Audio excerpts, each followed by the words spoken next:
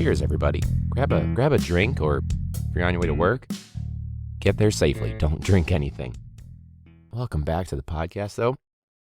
Ooh, that is hefty for just a pear cider. But welcome to this new episode of Classroom Brew, and I might sound a little bit better, and you can thank that entirely to the first frost. And seasonal allergies are gone. So dealing with my voice being gone is a thing of the past for this year. And at certain points, our studio dog, Marty, I might have to, keep him nearby. But right now he's sitting on a bed right next to my feet in the sound studio. So good boy, bud. You're doing great. Just a reminder, Classroom Brew is brought to you by Alabalo Studios in honor of Oliver and my nephew for, not being able to say the name Oliver, and that's what he was able to say at the time. This was quite a week, but I should start with an update because I mentioned this to Joe Dombrowski, Mr. D times 3, and this was weird things that students have said. And on a little check-in, a student was so excited, her name's Cassandra, and she was so excited to tell me that she has a fish named Gilbert, and she said, I have a fish named Gilbert, and my mom said, I can make it into sushi if my brother doesn't take care of it, and we can feed it to him. So I'm just picturing the brother being like, I don't want to eat Gilbert. And they're like, Gilbert's dead now. Eat him raw. That's what she was, and she was like 90% joking, so that 10% was enough. But the update to poor Gilbert is that Gilbert is now dead. Apparently there was some sort of an accident with a cat, and Gilbert had to be flushed after being half killed, I guess. Hopefully all the way. We don't want poor Gilbert to suffer. So that was a dark way to start this one. You can make sure to subscribe to us on Patreon. That's patreon.com/classroombrew. And you can rate us and review us on whatever app you're listening in, and reach us at classroombrew or classroombrew@gmail.com if you're a social media person or an email person. So grab a drink. We did not have a game this week because, our opponent doesn't have a team right now, so I guess their season's done. And I should mention that our last game had the most disrespectful fucking referees I've ever dealt with in my life. And if you've listened to this podcast before, I pretty much have a referee complaint at least 3 times per school year. This time, however, it was just the level of disrespect. So they decided to do running clock. So no matter what, the clock is running from the moment we got there to the moment that we left. The whole 4-quarter football game took like an hour and 20 minutes, which is way too short. It's way too short. Hey, an hour and 20 minutes for a football game is way too short. And at a certain point, they even, referees were trying to figure out what the penalty was and where the yardage, what that penalty should be and where the spot of the ball was. And the whole time, the clock is running. And so literally a simple request from me on the sideline, hey, can we pause the clock? Can we stop the clock while you guys have this conversation? And he's like, don't yell at me, you're not the head coach. And I'm like, you want to see yelling, motherfucker? This isn't yelling, but it's about to be. And it got to the point where after this altercation, and literally it wasn't just me. Every single one of our coaches, even the other coaches on the other side, these refs fucking sucked. On the west side of Chicago, I will go on record as saying that referees on the west side of Chicago can kiss my fucking ass because they fucking sucked hard. And at one point, a couple student athletes of mine, because at one point I had to walk away, and I was muttering this motherfucker piece of fucking shit. These 2 were they're like, Coach, you good? I was like, yeah, I'm gonna be good, man. Another kid was like, Coach, if that referee ever says anything that disrespectful to you again, we're gonna jump him. I was like, thanks, man. I appreciate the support. It's real sweet. I know he was joking, but was he though? I don't know. I'd rather not know. But fuck those referees on the west side of Chicago. So if you're a referee, you should quit because you probably suck. And if you're a referee and you're listening, you should quit because you probably suck too. Unless, you're on the north or the south or the east side. I don't know. West side referees, just fucking kiss my ass, man. So 0 to 100 so fucking fast to the point where probably should have been ejected. I don't know. But they even ejected a player, and granted it was justified to eject the player. But at a certain point he asked me something, and I go, oh, no. You're not the head referee. Don't talk to me, motherfucker. So He can dish it out, but he definitely can't take it with his bitch ass. And yeah. So student IDs, we're in like the fifth week. Well, the fifth week of school is over. By the time this episode comes out, it'll be the sixth week of school, and that'll almost be over because episodes come out on Thursdays. Tune in for Classroom Brew Thursdays at 4:30 in the morning, Central Standard Time. But student IDs, they've been talking about students must wear them at all times, but like they're not ready. And then they were like, well, student IDs are ready. And we printed them all. Sort of. And just like literally my first year of teaching where it was like students could use like Snapchat filters. Like when was it like, we're going to take your official school photo for your ID. Or you can send us your favorite Instagram photo with like these weird ass like filters and shit like that. And like weird images where it's like, I don't want to see your bathroom on your student ID. Your mirror's dirty. Just use the school photo, you know? That said, they always get the wrong kids. Like there were two brothers, for example. We'll just call them Bill and Bob. Those aren't their actual names. But Bob's photo was on Bill's account. So it's like you looked up Bill and it showed Bob, and you looked up Bob and it showed Bill. And that was a bit of a problem. We're like, hey, can you fix that? And they're like, oh, it's too late now. It's not. It's not. I'm sure Bill and Bob can get you a great Instagram photo to use. Well, I'm sorry. Bill probably has Instagram. Bob for sure has some sort of Snapchat filter. Just ignore it. He used like the face app, so he's like 100 years old. But it's more accurate than using the wrong kid's photo. But that's just me. I don't know. For the team photo for football, I don't know if it's because photo day takes like 2 fucking hours because every kid wants to take 1,000 poses, even if they don't play ever. Like the kid that like doesn't have a physical, so he just can't play, but he took like the most photos with the photographer. And I think next year I'm going to suggest, like, Justin, can we please do the team photo first so I can dip the fuck out and not wait for John Doe to take 1,000 photos with and without a football and with and without a helmet and with and without his, you know, whatever the hell he's doing. Like doing that pose where you show like the gloves on the inside of the palm. They have some sort of message like, just do it, or already did it, or done. But it's like the same kid that like has never really even like touched a football before. Just kind of there for the fun of it, or just kind of there for being around it, or being around like friends and stuff. And I respect it. I get it. Not everyone has to, but that's where we're at. So shout out to those 2 kids though that are, well, I guess my team for being willing to jump a shitty referee in my honor.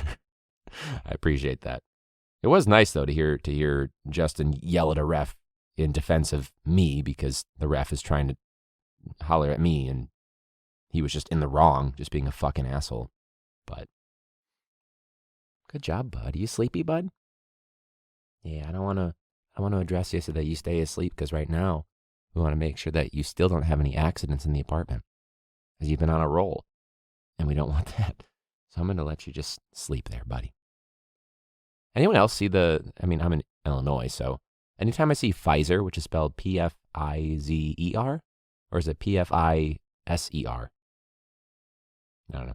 I'm so used to all these headlines about Lori Lightfoot and J.B. Pritzker that when I see Pfizer, I'm like, oh, Pritzker dose 2 is coming out, or the Pritzker booster is coming out soon. I should get on that. But I'm like, oh, that's not what it is. If I had Moderna, this wouldn't be a problem. But I should point out, I finally, after 5 years of dealing with this bullshit, I have fixed the motion sensor in my room. For the first time ever. It was like, it literally just fell, so it was pointed straight down, so it couldn't actually read the motion in the room. So if it went off, because maybe I'm working at my desk grading, because it's not reading my motions even at my desk, I'd have to literally walk over to one specific spot in the room to fix it. And literally, to fix the misplaced sensor, it took like 5 seconds. And I did do that instead of grading the essays that I was putting off grading for a week. I finally like sat down. I was like, I'm going to grade these. And then just my ADHD that's undiagnosed and like very mild and only kicks in sometimes. It's just like, you should fix that sensor right now. I'm like, I should, brain. I really should right now. Just like shit like that. So I don't know. I'm glad it's fixed. I'm sure it's broken already. I don't know. Get the professionals to do it. Wow, pear cider is super refreshing. Anyway, we've been talking about this in my school. I don't know if it's the same for anyone out there listening, but we've been, and myself included, so I'm not just putting this on blast, myself included, we've been feeling like there's a lack of support for the teachers. And I talked about this on a previous episode, that it seems like the educational staff and the building staff are not quite in sync. It's very much an us versus them, which is very dangerous. And things like masks or dress code stuff, also the dress code stuff is kind of sexist, but well, like this, for example, why is it that me, a teacher, and at like 7th period or so, has to be like, can you go to the office to get a t-shirt to cover up your sweatshirt that has a Glock logo on it? For those of you that don't know, Glock is a brand of handgun. And I don't know if that's appropriate to have in a school, but apparently 6 hours worth of teachers and staff thought so. How is that okay? No one noticed? I have kids that like, they come to me at the end of the day, or I see them in the hallway and I'm like, where is your mask? They're like, I haven't had one of those fucking things on in like 6 weeks. I'm like, what? You haven't even been in school that long. I'm like, yeah, I don't wear them. What do you mean you don't wear them? I just don't. Can you please wear one? Why? You know why. Yeah, but I don't feel like it. Okay, I don't care. Well, it's hard to breathe. I'm doing it. Can we just fucking do it? So I don't know, lack of support there. We don't have an in-school coordinator. This is like the 2nd or 3rd year in a row that we started out at the gate with like no firepower behind us. Like, oh, you're tardy 1,000 times in 1 week? There's no consequence. Oh, you fought somebody? All right, I'll see you in class tomorrow with that same person probably sitting next to you. And the fights, by the way, the worst fights are happening because of this popularity contest for prom court. We don't even have a homecoming dance this year because of safety concerns and COVID safety concerns. But they're still doing the prom court. Like queen and princess and jester or whatever the fuck it is. King and prince and duchess and duke. I don't know what the titles are, clearly. I never cared about that. Still don't. But it's so heated that some of the guys and the girls, this is not just the girls, they're getting into fights over like poster placement in the hallway. And mind you, this is about homecoming court, not prom court, not anything legitimate. Something that in literally 2 minutes after it's over doesn't matter anymore. It doesn't go on a resume. Well, I shouldn't say that. I've seen some people when I was interviewing the first round, not so much the second round, but the first round, when it wasn't exactly the cream of the crop. It was like homecoming Duke as a junior in, class of 87. Just like, the fuck did you include this for? It wasn't 87. I'm making that part up. But I did see someone that put like they were in the homecoming court, and not even like the king or the queen. But even if it was the king or the queen, why is it on your resume? Like, I get it. You got to show involvement and shit like that. But like, homecoming court on your resume? What does that have to do with your ability to write a standards-based curriculum? You know what I mean? Why would I give a shit that you scored 2 touchdowns in the powder puff game when I'm trying to figure out if you know how to reteach a concept and get students to write more than 2 sentences? Oh, Marty, you're probably so confused. Hey, Bubba. Good boy. So, yeah, I don't know. The lack of support, it's for sure frustrating because we've brought these concerns to the relevant parties, and the response we usually get is, well, I'm not hearing anything about that. Yeah, we know. We're telling you right now. Or, well, it's not actually. Morale isn't low. People don't feel that. We're literally saying that, right? I am. My morale and burnout rate is in the shitter. I'm telling you this right now. It's like, well, no, yours is not. You look great. You're doing fine. Like, I look like shit, man. What are you talking about? I'm telling you right now. Like, it's almost like there's a term for this. It's like a gas lantern or like a gas light bulb. Oh, yeah. Gaslighting.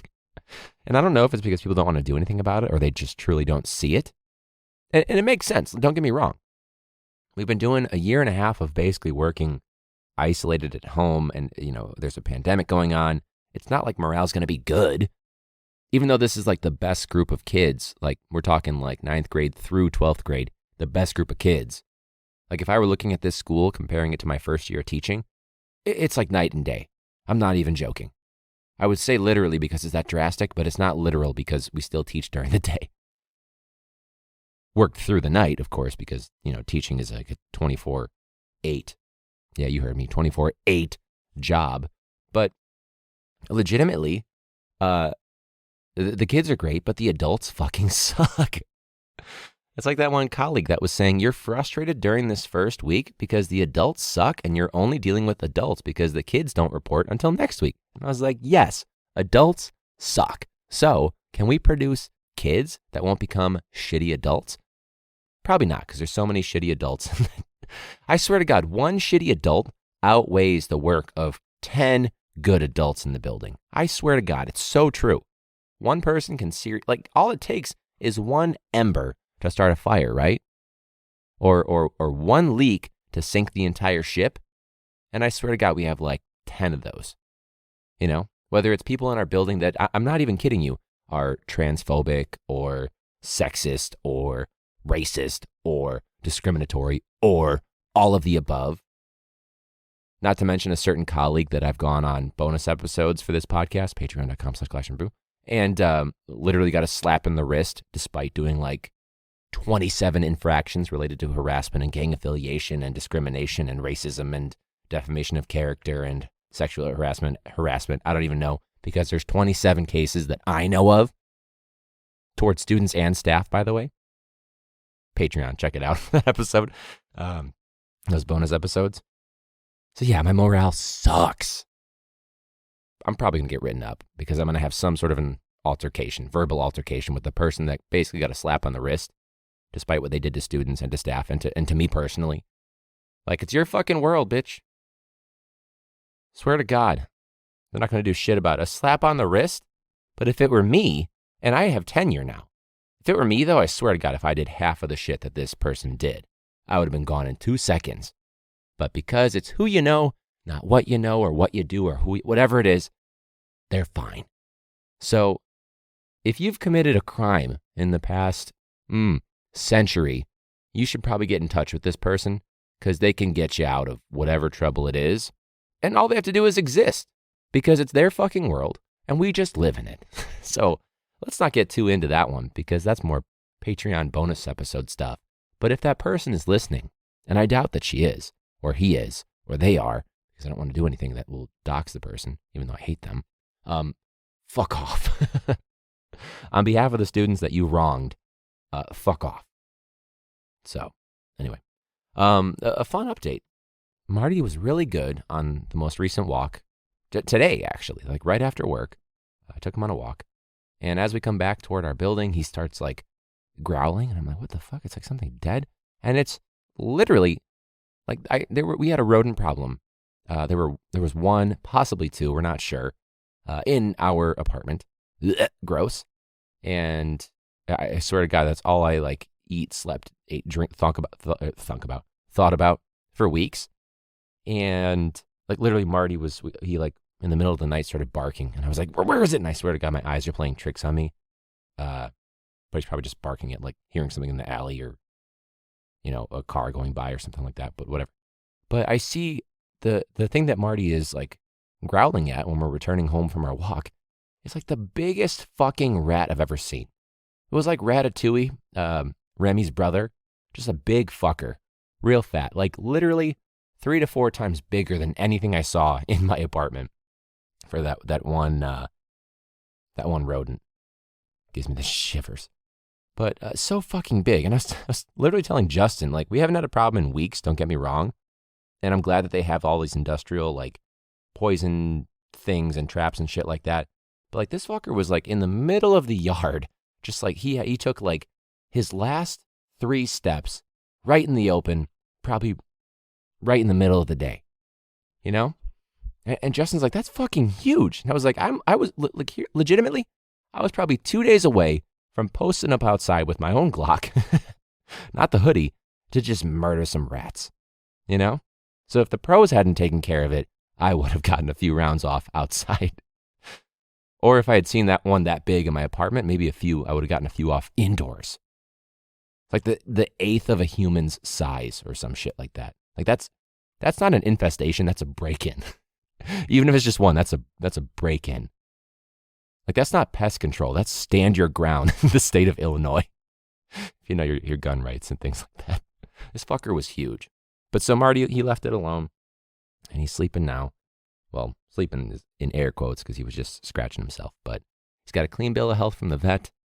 And I swear to God, we can never move from here because we have a CVS, we have a grocery store. So we have a pharmacy, a grocery store, convenience store, a taco place, a kebab place. Awesome. A coffee place, multiple coffee places, a breakfast place, a local bar, a pet store, and a vet, and a dry cleaner, and access to the train and different types of trains, and the gym is also nearby, and plenty of like haircut places, all within a 1 to 2 block radius. So, Marty, I hope you really liked the vet because it's so close. If there's the slightest problem, cool. Let's walk 1.5 minutes to whatever direction that is, because I don't want to dox myself, and we'll go to the vet. And they're nice too, and it's brand new, so that's good. But anyways, thanks so much for listening to this week's episode. I hope you guys are doing well and getting more support than some of the teachers, and myself included, in our building are getting. I'll check in on Peter, see how he's doing, now that he's a coworker, which is bananas. Congrats to him, though, for finishing his old job. So he is now just a 100% full-time teacher and nothing else to worry about. So that's awesome. And yeah, I'm not sure, again, with the pandemic, I know we're doing less guests for obvious reasons, but we'll probably get some more people in here, either in person from a distance or maybe outside from a distance before it gets too cold. I don't know. It's possible. Or we'll do it digitally with a call-in. So classroombrew@gmail.com or at classroombrew. Subscribe to the Patreon, and until next week, class dismissed.